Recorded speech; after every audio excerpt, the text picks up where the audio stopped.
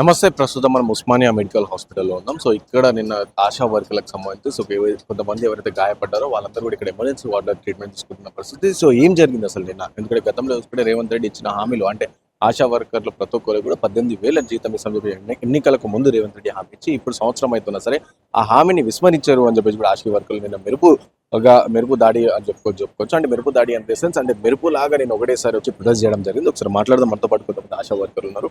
అమ్మ చెప్పండి అమ్మా, ఏం జరిగిందమ్మా నిన్న? మీరు వెళ్ళారు, ప్రొటెస్ట్ చేసారు. సో అక్కడ అంతా మీ పైన లాఠీ చార్జ్ చేయాల్సిన అవసరం ఏమొచ్చింది? ఎందుకు అట్లా జరిగింది? సార్ ముందుగా నమస్కారం సార్. ఏంటంటే మేము జిల్లాలలోకించి అందరం వచ్చినాం. మేము అనుకునే వచ్చినాము ఇద్దామని. ఇంకోటి మేము లెటర్ ఇద్దాం అనుకున్నాం కానీ ధర్నా కాదు మాకు. మేము ఒక స్ట్రైక్ చేయడానికి, నిరాహార దీక్ష చేయడానికి రాలేదు. మేము సామరూపంగానే వచ్చినాము. ఒక లెటర్ ఇస్తామని ఫస్ట్ నుంచి మేము చెప్తున్నాము. మేము పర్మిషన్లు కూడా తీసుకున్నాము. కాకపోతే జిల్లాలలోకించి వస్తున్నారు కదా ఇంకా అని వెయిట్ చేస్తున్నాం. వెయిట్ చేసి మేము అక్కడ కూర్చుంటాం అంటే కూర్చొనియకుండా చేయకుండా వాళ్ళకి ఇన్ఫర్మేషన్ వచ్చిందంట సార్. మాకైతే ఐడియా లేదు. ఆ ఇన్ఫర్మేషన్ వచ్చి మీరు ఉండొద్దు, కూర్చోవద్దు, లేవండి అని పోలీసు వాళ్ళు అంటుంటే లేదు సార్, మేము ఆల్రెడీ పర్మిషన్ తీసుకున్నాము, మేము లెటర్ ఇచ్చేసి వెళ్తాము, మా వాళ్ళు వస్తున్నారు, కొద్దిగా వెయిట్ చేయండి సార్ అని ఎంత రిక్వెస్ట్ చేసి అడిగినా కూడా వాళ్ళు లేదు వెళ్ళిపోవాలని వాళ్ళు దాడి చేయడం మొదలుపెట్టారు సార్. మొదలుపెట్టాక మేము అన్నాము, ఎందుకు సార్ మాకు గొడవ ఎందుకు, మేము గొడవ పడడానికి రాలేదు కదా అని మా రాష్ట్ర అధ్యక్షురాలు సంతోష మాట్లాడినాక తర్వాత మా మీద దాడి చేస్తుంటే మా రాష్ట్ర అధ్యక్షుడు రాంబాబు యాదవ్ అన్నయ్య గారు వచ్చారు, రూప్ సింగ్ అన్న వచ్చిండు, మన మారన్న వచ్చిండు, వీళ్ళంతా టిఆర్ఎస్, నారాయణ అన్న వచ్చిండు, వీళ్ళందరూ వచ్చి అసలు మహిళల మీద దాడి చేయడం ఏంది అని వాళ్ళు మాకు హెల్పింగ్ కొరకు వచ్చారు. కానీ మేము ఒక పార్టీ వైజ్ గానైతే పోలేదు. తీసుకోకుండానే మేము వెళ్ళాము. వెళ్ళాకనే వాళ్ళు మధ్యలో మాకు లాఠీ చార్జీ చేస్తుంటేనే వాళ్ళు వచ్చిండ్రు. గత ప్రభుత్వం కూడా మాకు ఇలాగే మాకు బాధపడుతుంటే చేస్తుంటే మేము స్ట్రైక్ లో ఉంటే గత ప్రభుత్వము మమ్మల్ని పిలిచి కేసీఆర్ సారు పిలిచి మరి మహిళలు పిల్లలు అని పిలిచి మాకు ఇంటికి పిలిచి భోజనం పెట్టి మాకు ఈరోజు 9,900 రూపాయలు శాలరీ చేసిండు. అట్లాంటిది మాకు గత ప్రభుత్వానికి ఈ ప్రభుత్వానికి వచ్చిన తేడా ఏంది, మహిళలు అంటే ఏంది మాకు అర్థం కావట్లేదు. ఇంకోటి ఏంటంటే నువ్వు చెప్పిన నువ్వు ఫస్ట్ ఏమని చెప్పిండు ఎలక్షన్ ముందే చెప్పిండు, లేదు మేము మహిళలకు అందరికి మేము అన్ని చేస్తాము అని మాకు కూడా హామీ ఇచ్చిండు. ఆశా వర్కర్లకి ఏమని 18,000 శాలరీ చేస్తామని 18,000 శాలరీ అన్నాడు, మెయిన్ ప్యాచర్లు పెట్టిండు, మళ్ళా మాకు హామీలు ఇచ్చిండు. అవే మేము సంవత్సరం అయిపోయింది కదా, ఇప్పుడు మాకు ఏఎన్ఎం ఎగ్జామ్స్ ఉన్నాయి. లాస్ట్ టైం కూడా మేము చేశాము ఎగ్జామ్స్ అప్పుడు మాకు వెయిటేజ్ ఇవ్వలే, టీఎస్సీ రాసినాం. ఇప్పుడు కూడా ఏదో ఆశ ఉంది కదా, ఎందుకంటే ఇప్పుడు 28వ తారీఖు ఎగ్జామ్స్ ఉన్నాయి, ఆ వెయిటేజ్ అన్న కలిసి వస్తుంది. మాకు కూడా శాలరీస్ ఒత్తిడి కూడా ఎక్కువ అవుతుంది. మాకు ఏది కులగణన సర్వే మాదే, గవర్నమెంట్ ఏ సర్వే వచ్చినా కూడా మేమే మమ్మల్ని వాడుకుంటే ఎలక్షన్ మాకే, మళ్ళా ఎన్సిడి మాకే, అదేంది బీసీజీ సర్వే మాకే, లిటరసీ సర్వే మాకే, మలేరియా మాకే, ప్రతి ఒక్కటి టీబీ మన ఏమంటారు టైఫాయిడ్ అన్నిటికీ మాకే, కొత్త సర్వేలు ఏ వచ్చినా కూడా మేమే చెయ్యాలి. చేస్తూ కొట్లాడడం అంటే సామరూపంగా మేము లెటర్లు ఇస్తున్నాం. ఒక కలెక్టర్ దగ్గర పోయినాము, ఒక ఎమ్మెల్యే దగ్గర పోయినాము, ఒక ఎంపీ దగ్గర పోతున్నాం, కానీ మేము ఇంతవరకు గొడవ చేసిందే లేదు. గొడవ చేయకుండానే మాట్లాడుతున్నాం, పని చేసుకుంటూ మాట్లాడుతున్నాం. ఈ రోజు మీరు ఇలా మహిళల మీద దాడి చేయడము, ఈ రకంగా చేయడం అంటే మాకు చాలా తోటి ఆశలు ఈ రోజు పరిస్థితి బాగాలేదు. మళ్ళీ వాళ్ళ పరిస్థితి ఎట్లా చాలా సీరియస్ గా ఉంది అని చెప్పేసి చెప్తా ఉన్నారు. అంటే ఇప్పుడు రాష్ట్ర అధ్యక్షురాలు సంతోషకు చాలా తగిలినాయి. ఆమె కంటే ఎక్కువ సీరియస్ ఉంది ఇంకో ఆశా వర్కర్, ఆమె యాదాద్రి జిల్లా. ఆ అక్కకైతే మోత్కూర్ మండల్. ఆమెకు చెస్ట్ పెయిన్ వచ్చి ఎడమ చెయ్యి పడిపోయి బాగా ఘోరంగా ఉంది. నిన్న నుంచి ఐసీలోనే అంటే ఇట్లా నిన్ననే అయిందమ్మా ఈ నిన్ననే జరిగింది. చేయబడిపోవడం. నిన్ననే జరిగింది. ఐసీలు ఉంది. ఆమె గురించే మేము నిన్న నుంచి ఇక్కడే ఉన్నాం. ఇట్లా 15 మందికి గాయాలైనాయి. 15 మందికి లాఠీ లాఠీ తోటి కొట్టడము చెయ్యడము అవన్నీ దెబ్బలు కూడా ఇట్లా కనిపిస్తున్నాయి కూడా. ఎట్లా కొట్టిండ్రు ఏంది అనేది. మళ్ళీ ఇంకోటి ఏంటంటే మగవాళ్ళు దాడి చేయడం ఏంది సార్? ఈ రోజు డ్యూటీలో ఉన్నారని మీకు ఉన్నాయొచ్చు, మీ హక్కులు మీకు ఉన్నాయొచ్చు, డ్యూటీలు చేసే హక్కులు ఉన్నాయి, మీరు చేసే డ్యూటీ మీరు చేస్తున్నారు కాదనట్లేదు. కానీ ఒక మహిళ అనకుండా మహిళ మీద చెయ్యేసుకోవడము, కొంగు పట్టి గుంజడము, కొట్టడము, ఇంకా తోటి వాళ్ళు ఉన్నారు కదా సార్, మగవాళ్ళు ఉన్నారు. ఆ మగ పోలీసు వాళ్ళు ఎందుకు చెయ్యలేదు? మీరే వేయవలసి వచ్చిందా? ఇప్పుడు నువ్వు ఎస్ఐఏ కావచ్చు, ఏసీపీఏ కావచ్చు, నువ్వు ఈ పెద్ద అధికారే కావచ్చు, కాదనట్లేదు. కాకపోతే అలా ఆ మహిళల మీద దాడి చేయడం అయితే బాగాలేదు సార్. ఇది మేమందరం ఖండిస్తున్నాం. ఇంకొకటి ఏంటంటే లేడీ పోలీసు ఒక లేడీ అంటే ఒక ఆడపిల్ల అంటే అందరికీ వర్తిస్తుంది. ఒక ఆడపిల్ల అనుకోకుండా మమ్మల్ని ఆమె ఇవాళ ఉద్యోగస్తురాలని ఆమె మమ్మల్ని కూడా కొట్టడం జరిగింది. అట్లా 15 మంది దాకా గాయపడ్డారు సార్. అందరూ ఊర్లలోకించి వచ్చిర్రు, హైదరాబాద్ లో ఉన్నారు. హైదరాబాద్ జిల్లా అధ్యక్షురాలని నేను. మీరు చెప్పండి అమ్మా, నిన్న అంటే కొంతమంది అంటే లారీలో మిమ్మల్ని తీసుకెళ్తున్నప్పుడు కూడా ఇట్లా మీదికించి వచ్చి కొంగు గుంజడం కానీ చేయడం అంటే మీరు ఏమైనా ప్రతిదాడి ఏమైనా చేసిరా? మీరు రిటర్న్ చేసేదానికే వాళ్ళు కొట్టిరా? ఏం చేయలేదండి. మాది సారాజీపేట మండల్, యాదాద్రి డిస్టిక్. నేను యాదాద్రి డిస్టిక్ నియోజకవర్గం లీడర్ని. అయితే నిన్న ఇక్కడికి మేము కోటి కమిషనర్ ఆఫీస్ దగ్గరికి లెటర్ ఇవ్వడానికి సుమారుగా 2-3 వేల మంది వచ్చినాము. అంటే మేము ధర్నా కోసం రాలేదు, లెటర్ ఇద్దామని వచ్చినాము. అది సొంత అధికారుల దగ్గర అందరి దగ్గర పర్మిషన్ తీసుకొని వచ్చినాము.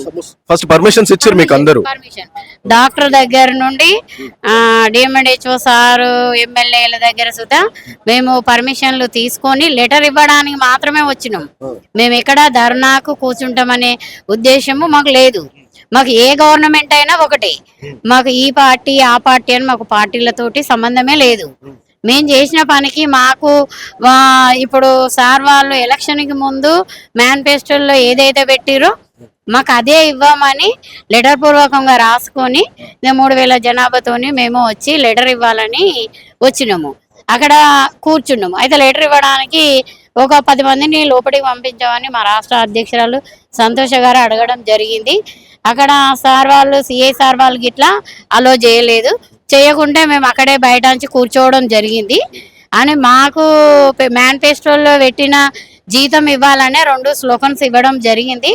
ఆ 2 స్లోగన్స్ తోటే ఈ పోలీసులు అనేది వచ్చి లాఠీ చార్జీ చేయడము, మహిళలను అసభ్యంగా గుంజడము, కొంగులు బట్టి గుంజడము, డీసీఎంలలో ఒక మహిళా పోలీసు ఉంటే 2 జెంట్స్ పోలీసులు అమాంతం బట్టి అమాంతము దానిలో ఎత్తేస్తున్నారు వ్యాన్లో.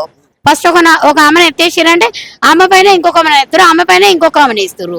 నాకు ఇక్కడ చెయ్యి మాత్రం పనే చెయ్యట్లేదు, మొత్తం కిందేసి గుంజి నా మీదనే ఇంకొక అక్కను ఎత్తేసిర్రు.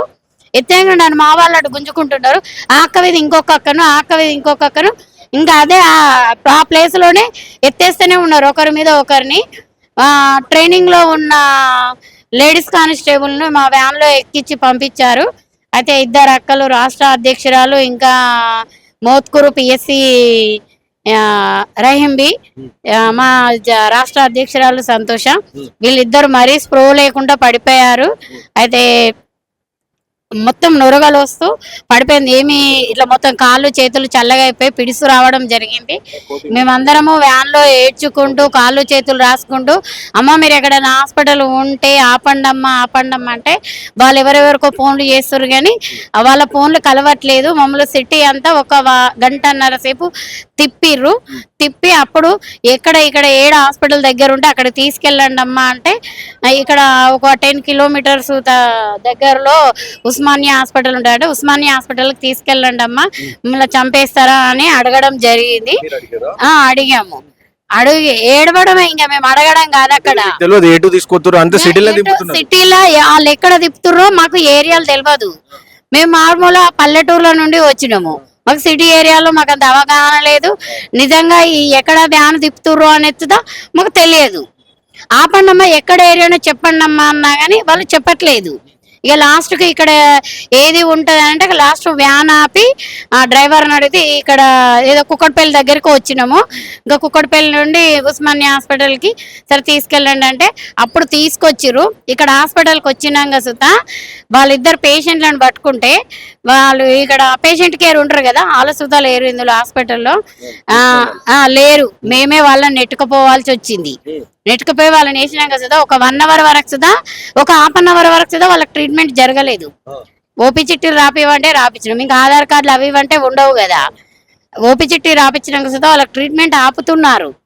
అప్పుడు ఎవరు సత్యవతి మేడము, అది గంగుల కమలాకర్ సార్ వాళ్ళు వచ్చిన తర్వాత అప్పుడు ట్రీట్మెంట్ స్టార్ట్ చేసిర్రు ఇక్కడ. మళ్ళీ ఇంకొకటి ఏంటంటే ఈ అంది DCM లో సుతా అసలు అవి ఏంది ట్రైనింగ్ కానిస్టేబుల్స్ కదా, అమ్మ అరవకండమ్మా అరవకండమ్మా అని మమ్మల్ని గదిరాంచుతున్నారు. అసలు ఎక్కడ ఆపండి మేడం అన్నా సుతా వాళ్ళు వినట్లేదు, మా మాట అసలు వినట్లేదు. మొత్తం జెంట్స్ ఒక్క లేడీస్ ఉంటే 2 జెంట్స్ పట్టుకొని మమ్మల్ని ఇట్లా లాగి అన్నమంతం తీసి అందులో ఎత్తేయడమే వాళ్ళు. ఇక ఇప్పుడన్నా చేతే పని చేయట్లేదు. రాత్రి నుండి ఇక్కడే ఉన్నాం, నిన్న వచ్చినప్పటి నుండి ఇక్కడే హాస్పిటల్లో ఉన్నాము. తనకు చెస్ట్ పెయిన్ బాగా వచ్చింది, రైంబీకి చెయ్యి అయితే లేవట్లేదు తనకు. కండిషన్ ఎట్లుందమ్మా, సీరియస్ ఉందా? సీరియస్ అంటే అంత సీరియస్ గా లేదు, కానీ చెయ్యి కాలైతే లేవట్లేదు తనకు. తనైతే ఇప్పుడు లేచి కనీసం దిగే పరిస్థితిలో సుతా తను లేదు, బెడ్ మీదనే ఉన్నది, ఐసీలోనే ఉన్నది. ఏం కోరుకుంటారమ్మా ప్రభుత్వానికి? ఏం కోరుకుంటారు? మాకు మేనిఫెస్టోలో పెట్టిన 18,000 వేతనం ఇవ్వాలి, మాకు ESI PF కల్పించాలి. ఇప్పుడు ప్రమాదమా శాతం ఎంతో మంది ఆశలు చనిపోతున్నారు, దానికి సుధా మాకు ప్రమాద బీమా కల్పించాలి. ఇప్పుడు ఆశా వర్కర్లు చనిపోవడంతో ఈ 10,000 చాలని వేతనం తోటి పనిచేయడం వలన ఆశాలు ఈ గవర్నమెంట్ ఒత్తిడి ఎక్కువైతున్నది. మాకు ప్రతి ఏ సర్వేలు రాని, ఏ కొత్త సర్వేలు రాని ఆశా వైపు చూస్తారు. మేము చెయ్యమంటలేము, చేస్తాము. దాని దగ్గర వేతనం ఇవ్వండి, దాని దగ్గర వేతనం ఇచ్చి మమ్మల్ని పని చేయించుకోండి. నిజంగా ఆశ ఎక్కడన్నా చనిపోతే దానికి 10 లక్షల 20 లక్షల ఇవ్వండి తన ఫ్యామిలీకి. అప్పుడు మేము దేనికైనా పని చేయడానికి ముందుకు వస్తాం. పొద్దున 6 నుంచి మాకు స్టార్ట్ అయిపోతుంది, నైట్ రాత్రి 12 గంటలకు పడుకున్నా కానీ ఒక డెలివరీ కేసుకు ఫోన్ చేస్తే వెళ్ళాలి. ఇప్పుడు నేను నైట్ ఇక్కడ హాస్పిటల్ ఉన్నా, నా కేసు ఒక డెలివరీ అయింది, రాత్రి 2 గంటలకు నేను హాస్పిటల్లోనే ఉన్నాను, రండి మేడం అని ఫోన్ చేసినది. ఇప్పుడు ఎంత ఇస్తారమ్మా మీకు జీతం? ఇప్పుడు ఎంత ఇస్తారు? మాకు ఎంత ఇస్తున్నారండి? 9,000 అంటే 9,900 ఇస్తున్నారు. దానిలో TA DA ప్లస్ మళ్ళీ ఫోన్ బిల్స్, మొబైల్ బిల్లు 150 రూపాయలు, ఇక TA DAలు అన్ని కలిపితే 9,000 వస్తుంది మాకు. ఇప్పుడు మేము పోయే ఛార్జీలు, మాకు పెట్టే తిండి ఖర్చులు సుదా అవన్నీ అందులో వేసి 9,900 ఇస్తున్నారు మాకు. ఇప్పుడు మేము ఇంత దెబ్బలు తాకించుకొని ఇక్కడ ఉన్నా కానీ మాకు కింది నుంచి ఇప్పుడు PSCల నుండి సార్ వాళ్ళైనా మేడం వాళ్ళైనా, అమ్మ మీరు సర్వేలు చేయాలి, మీరు రావాలి, మీరు చేయాలంటే మేము నిజంగా దెబ్బలు తాకించుకొని మేము హాస్పిటల్ ఉంటే మేము ఎలా చేస్తాం మేడం? ఇప్పుడు కమిషనర్ సార్ దగ్గర మేము మర్యాదపూర్వకంగా లెటర్ ఇవ్వడానికి పోయినాము. అంటే నిజంగా కమిషనర్ సారు వెళ్తూ అంటే నిజంగా హెల్త్ లో ఉన్న వాళ్ళందరూ ఒక ఫ్యామిలీ లాగా. మన ఫ్యామిలీలో ఆ పెద్దనే మమ్మల్ని పిల్లల్ని కొట్టించిన తర్వాత ఆ పిల్లలు ఎలా పోయి పని చేస్తారు? ఇప్పుడు ఇంట్లోనే ఒక పెద్ద తండ్రి ఒక పిల్లని కొట్టిండంటే ఆ పిల్ల అలుగుతుంది, కొద్దిగా రాకసుతో పని చేయకుంటుంటది. మళ్ళా అలాంటి కమిషనర్ సారు మాకు ఇంటిలో ఒక పెద్ద లాంటి పెద్దనే మమ్మల్ని కొట్టించిన తర్వాత మేము ఎలా పని చేస్తాము? అంటే PSCలో ఇప్పుడు మీకు ఈ సర్వేలు చేయకపోతే మేము తీసేస్తామమ్మా, మేము 30 మంది పేర్లు రాసి DMHO సార్కి ఇస్తామంటే మేడం తీసేయండి అంటే మేడం వాళ్ళు సార్ వాళ్ళు అంటారు సిస్టర్లు మీరు లేకున్నా పని చేసుకుంటారట. అంటే సరే చేసుకోమనండి మేడం, సిస్టర్లు చేసుకుంటే ఇక మాకు పనులు దొరకాయా, మేము పనులు చేసుకోమా? ప్రెజర్ అవుతున్నది. అయినా మేమేం దానికి భయపడలేదు, మేము మాత్రం హాస్పిటల్లోనే ఉన్నాము. అందరికి చాలా దెబ్బలు తగిలినాయి, మేమైతే డ్యూటీలకు రాము.